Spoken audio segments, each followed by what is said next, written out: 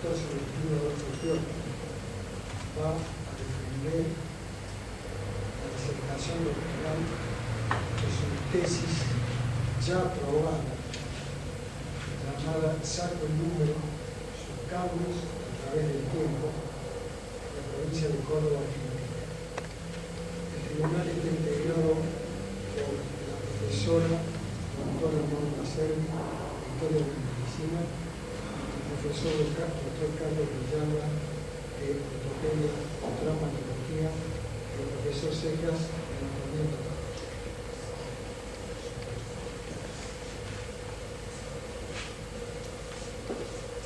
Señor profesor, doctor Mario Cobaceja, secretario de la Secretaría de Graduados de la Facultad de Ciencias Médicas, señor profesor de la Cátedra de Medicina Antropológica, doctor Leopoldo Riesco, en representación también de los integrantes del tribunal primero de la tesis, que tuve el gusto y el honor de ser dirigido por el doctor Riesco en la confección de esta tesis, y que fue supervisado por parte de la Facultad de Medicina por el doctor César Lanega, profesor titular de la Cátedra de Anatomía Normal, y del doctor Víctor Cinelli, profesor de Medicina Legal. Y en este momento también la señora profesora de Historia de la Medicina, la doctora Araceli Kemal, el doctor Hugo Cejas, profesor de Patología, profesor titular de Cátedra de Patología, y el doctor Carlos Villalba, profesor de Traumatología. Señores presentes,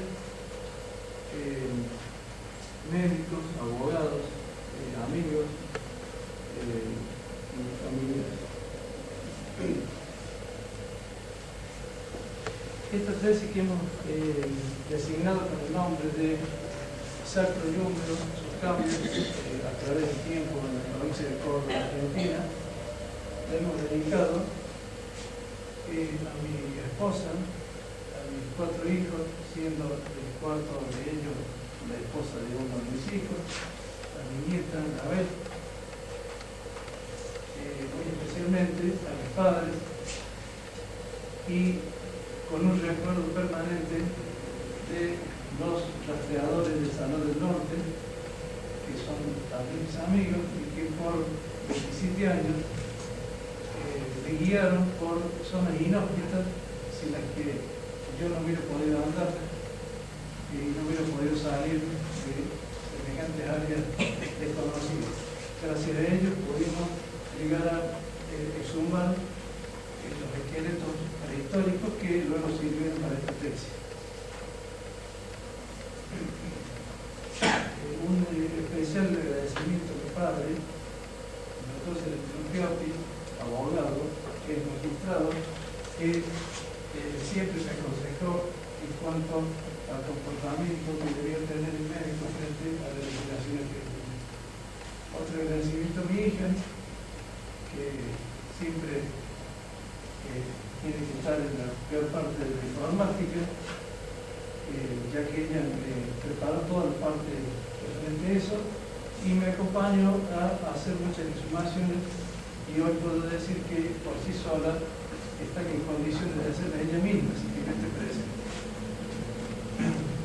También agradezco a un amigo, un instructor internacional, que me hizo un regalo muy especial, que fue una decoración que lleva la tesis en su primera parte, en donde con solo relatarle los fundamentos de la tesis, se pudo plasmar en un dibujo que acompaña la tesis.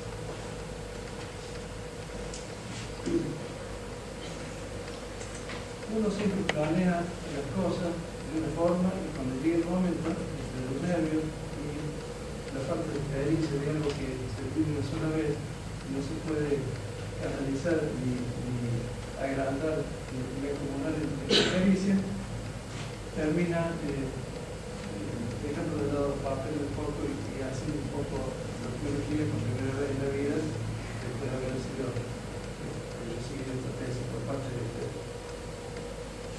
Quiero contarles una pequeña anécdota que luego da como referencia a lo siguiente.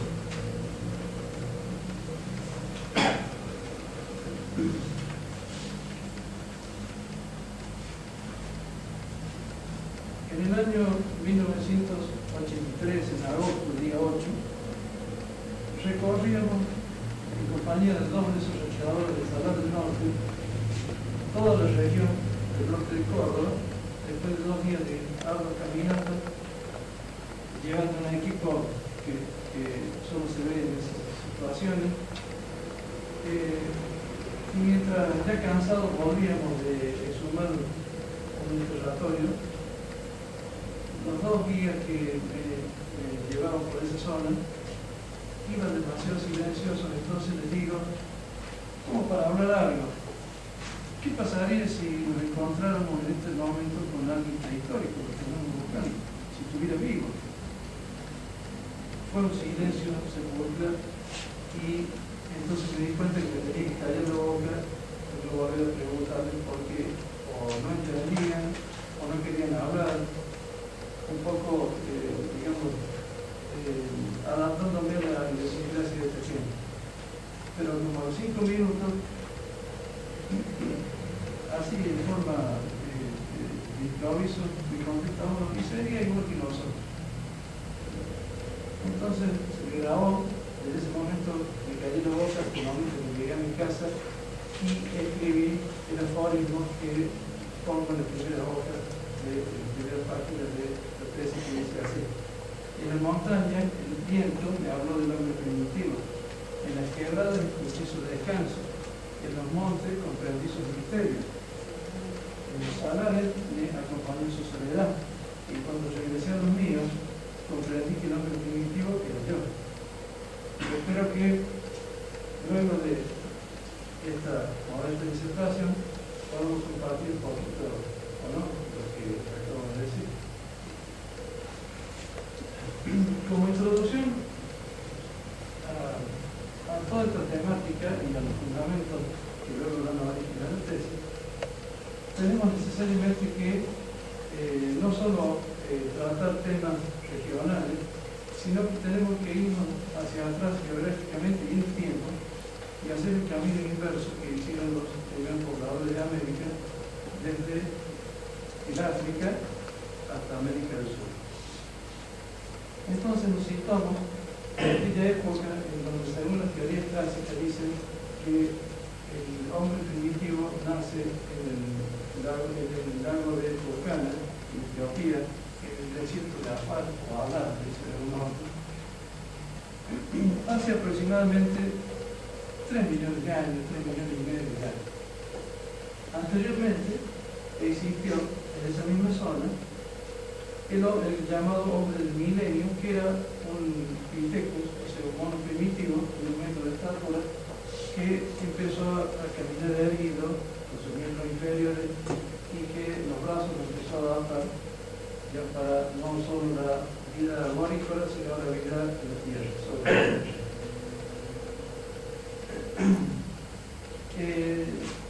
A partir de ese momento, y por 3 millones de años aproximadamente, fue la vida más desarrollada, la de los Pithecus, o sea, la de los monos antropoides primitivos.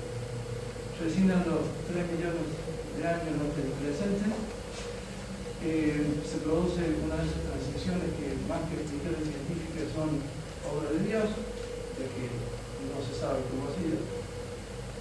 Y aparece por primera vez el Homo habilis, que no era más que un Pithecus desarrollador que aprendió a manejar elementos muy simples con los que los usó en forma hábil, por eso se llamó Homo habilis.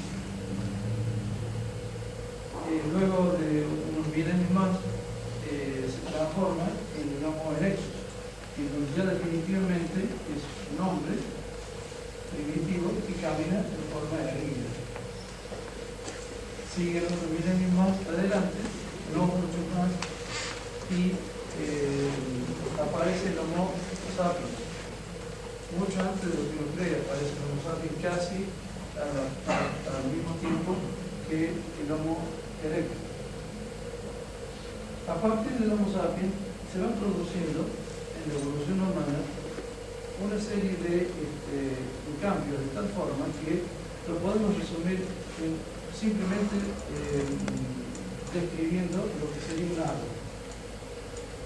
En la antropología hay dos árboles representando a la evolución humana. Una que es un árbol puramente definido en sus ramas, en donde no hay, digamos, una complicación de una rama sobre otra, es muy clara la forma, que es la evolución biológica. Y otra evolución, que es la evolución cultural, social, en donde el árbol es totalmente enmarañado. Y esa es la parte más difícil, tratar de armonizar los dos tipos de árboles de tal forma que se superpongan uno con otro, lo cual no es todo. Seguimos la evolución, todo esto, dicho de forma muy breve, por razones de tiempo. Seguimos más adelante en la evolución humana y empiezan a aparecer en Europa y en Asia, especialmente, los neandertales, los hombres primitivos ya en subespecie humana, que no tuvieron mayor acción genética sobre la especie humana moderna, pero tenemos que destacar que vivieron 400.000 años y luego fueron desapareciendo y reemplazados y también conquistados de cualquier tipo, ya sea violentamente uno por el hombre de tamaño. El neandertal fue un individuo, una subespecie humana que no dejó una herencia genética salvo en Europa, en donde posiblemente al entrelazarse genéticamente con el Homo sapiens dio origen a los primeros españoles del norte, de la península de los Vascos. A partir de ahí desaparece, luego desaparece en Asia, en donde no forma ninguna mezcla genética con el Homo sapiens. Viene el Cromañón, desaparece de forma mucho más breve. El Cromañón tiene una vida inferior en tiempo sobre Europa, y luego, mientras todas estas cosas pasan, el que venía perseverando en el desarrollo era el Homo sapiens, que fue el que demostró tener más fuerza genética y más indiferenciación en la reproducción. De tal forma de que el último periodo glacial, para algunos hace 40.000 años, para otros 50, modestamente para Jesucristo quizá más, 80, 100, pasa por el estrecho de Bering, la primera corriente de población americana, ya que hubo 4 corrientes de población. La primera, la más importante, la única terrestre, pasa por el estrecho de Bering congelado y empieza a poblar América. En 1000 años dicen que ese potencial genético hizo que se poblara toda América del Norte y América del Sur, inexplicablemente, porque por momentos no parece lógico. Lo cierto es que ya veremos más adelante, las glaciaciones influyeron tanto en el grupo genético de América como en el sur, y terminamos diciendo de que el Homo sapiens llega a América del Sur y se sitúa en la Argentina, ya casi en el final del Homo sapiens y casi en el momento en que va a comenzar a ser Homo sapiens sapiens, que es esa denominación tan orgullosa que nos autoponemos nosotros y que no sé hasta qué punto somos sapiens sapiens. Tanto es así que entonces tenemos que diferenciar ya en la Argentina, para poder luego dar explicaciones lógicas en cuanto a los resultados, de considerar 3 tipos antropológicos sudamericanos definidos en nuestra prehistoria, que fueron los láguidos, son individuos que se originaron en la Água Santa, en el estado de Minas Gerais, en Brasil, y que avanzaron sobre la parte de la Mesopotamia nuestra, pámpidos que se vieron en las islas centrales y que se originaron en la zona del Perú y poblaron desde a partir de la zona del Perú, Puebla, hasta la zona de San Luis, la provincia de San Luis en Argentina. De esos pámpidos, en la provincia de Córdoba deriva un ámbido, que sería otra evolución del hombre primitivo, la más moderna, y de ella derivan los Comechingones. Habría otros que, como los guárpidos, vienen a originarse en Colombia y luego son los que derivarían también en evoluciones esqueléticas, estructurales, orgánicas, en los ácidos de la zona de Cuyo, de la zona andina. Todos tienen una gran antigüedad, tanto es así que si nos centramos ya en Córdoba, la antigüedad máxima del hombre es el pánfilo, que se le llama hombre de Ayapitín, tiene una antigüedad de 8.000 años, un poco más. Se le llama Ayapitín porque quien lo descubrió en la Pampa de Olán, de nuestra provincia, y en una fundación, en una estancia de la Fundación San Roque llamada Ayapitín. Hay otra versión que dice que se llamaba Ayapitín porque ellos tallaban las puntas del proyectil de cuarzo, que son las puntas de flecha, que llamamos nosotros, no eran flechas porque no tenían arco, en forma de hoja de laurel, y que querría decir eso Ayapitín. Entonces, el Ayapitín nuestra provincia tiene ese origen.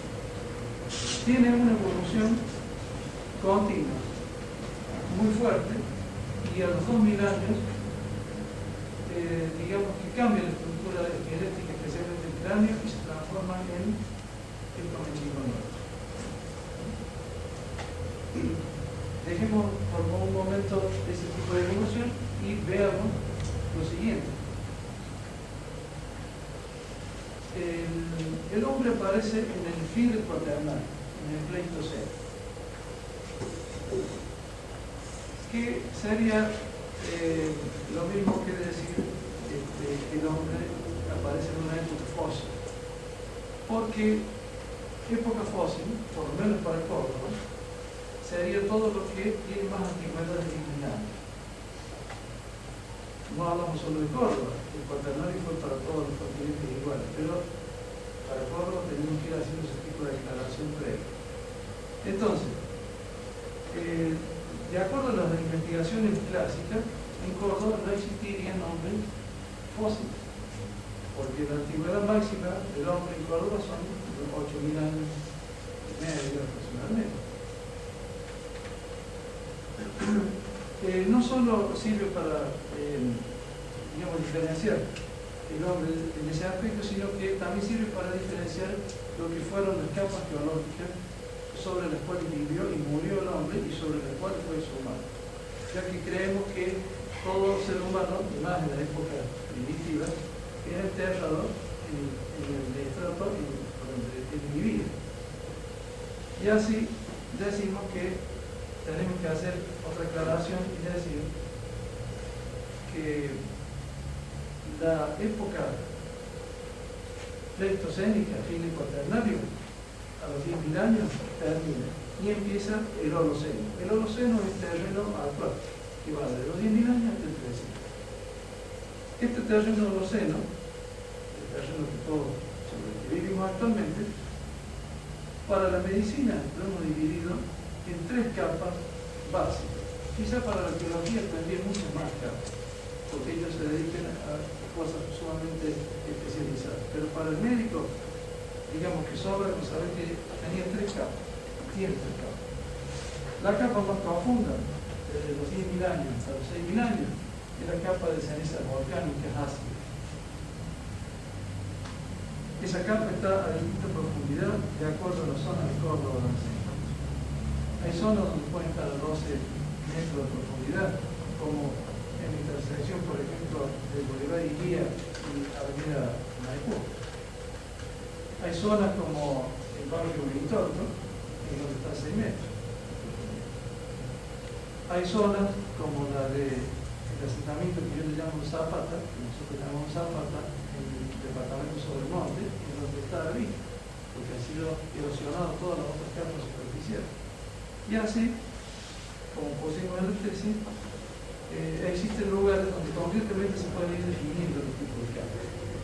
Sobre ella vamos a encontrar la segunda capa del Holoceno, que es una capa fina, compuesta de cantos rodados, de piedra, y nada más que eso, es muy fina, y es fruto de haber sido lavada en épocas de lluvia, en las épocas interglaciares, donde la lluvia arrastraba todos los sedimentos y iban quedando las capas de piedra.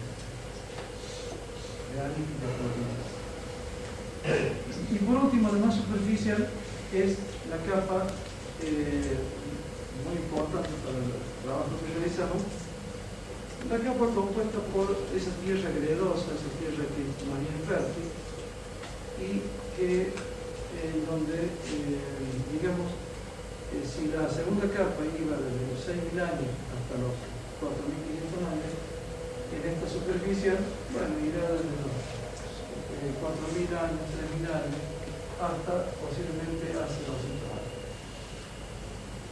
Hemos tenido, digamos, la valentía, porque no lo puedo llamar de otra forma, de poder distinguir una capa más superficial que esta, que hasta ahora no estaba descrita, por lo menos para el trabajo que uno hace, y que le llamamos la capa contemporánea superficial.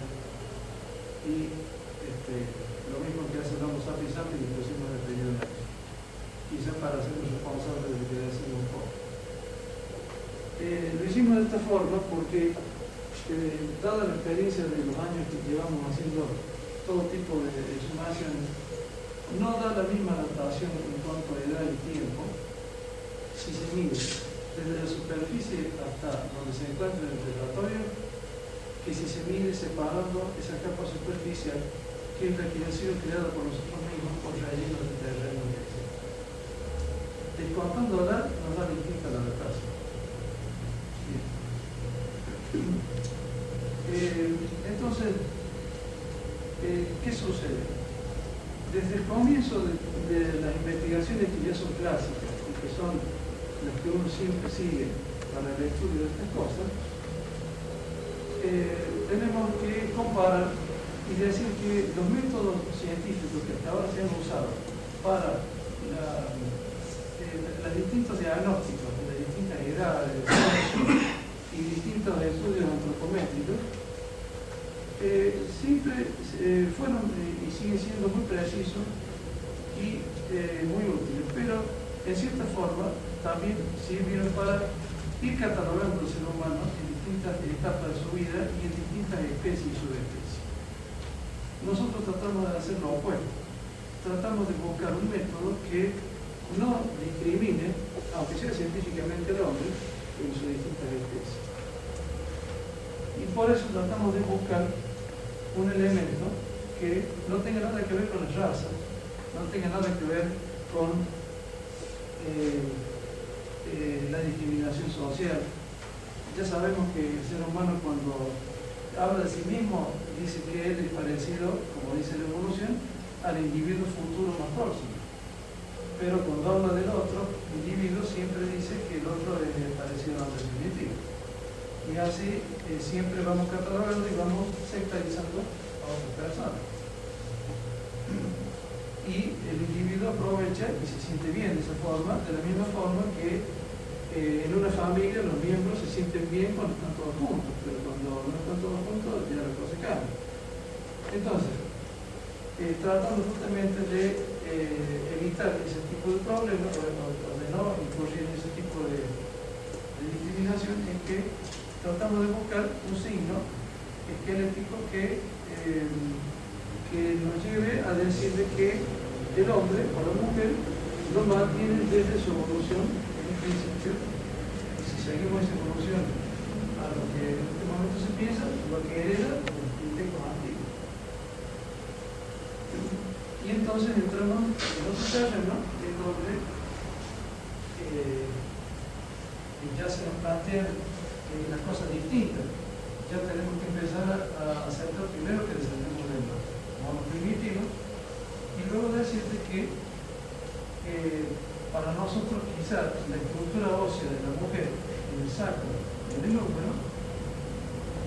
pueden ser un recuerdo de esa evolución. No así en el hombre, en donde el sacro y el húmero aparentemente no dieron esa estadística de decir que depende de esa descendencia del arquitecto. ¿De dónde vino el ser humano de sexo masculino? No lo investigamos.